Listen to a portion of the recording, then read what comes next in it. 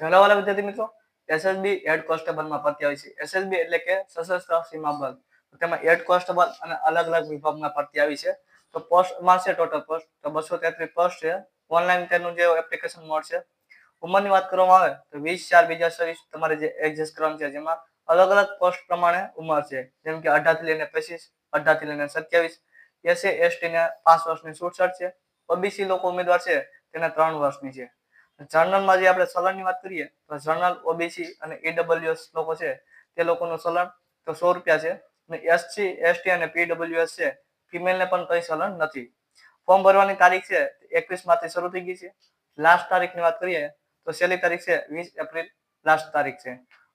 Form છે તે કેટલા પાસ પર તમે ભરી શકો છો તો સંપૂર્ણ જાણકારી છે તો એક ડિસ્પ્લે છે આપણે પેપર, તેમાં તમને સમજાવું તો કઈ પોસ્ટ માટે તમારે કેટલું પાસ હોવું જરૂરી છે. તો વિદ્યાર્થી મિત્રો, અહીંયા પોસ્ટ, જગ્યા અને શૈક્ષણિક લાયકાતની વાત કરીએ તો કોન્સ્ટેબલ નર્સિંગ સિસ્ટમમાં 34 પોસ્ટ છે, જેમાં 10 પાસ પ્લસ પ્રાથમિક સારવાર પ્રમાણપત્ર અને 1 વર્ષનો અનુભવ. 1 વર્ષનો અનુભવ છે તે જાજી જગ્યા છે તેમાં 1 વર્ષનો અનુભવ માંગે છે. હેડ કોન્સ્ટેબલ લેબોરેટરી આસિસ્ટન્ટ, જેમાં 30 પોસ્ટ છે. બાયોલોજી સાથે 12મું ધોરણ પ્લસ લેબોરેટરી સાયન્સમાં ડિપ્લોમા પ્લસ 1 વર્ષનો અનુભવ.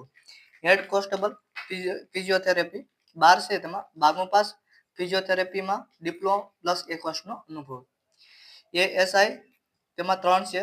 રેડિયોગ્રાફર એટલે કે 12મું ધોરણ વિજ્ઞાન સાથે રેડિયોગ્રાફરમાં ડિપ્લોમા પ્લસ અનુભવ હોવો જોઈએ.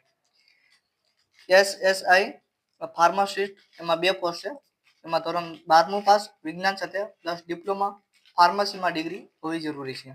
તેને પછીની વાત કરીએ તો એએસઆઈ ઓપરેશન થિયેટર ટેકનિકલ, તેમાં 1 પોસ્ટ છે, 12મું પાસ પ્લસ ઓટો ટેકનિકલનો ડિપ્લોમા.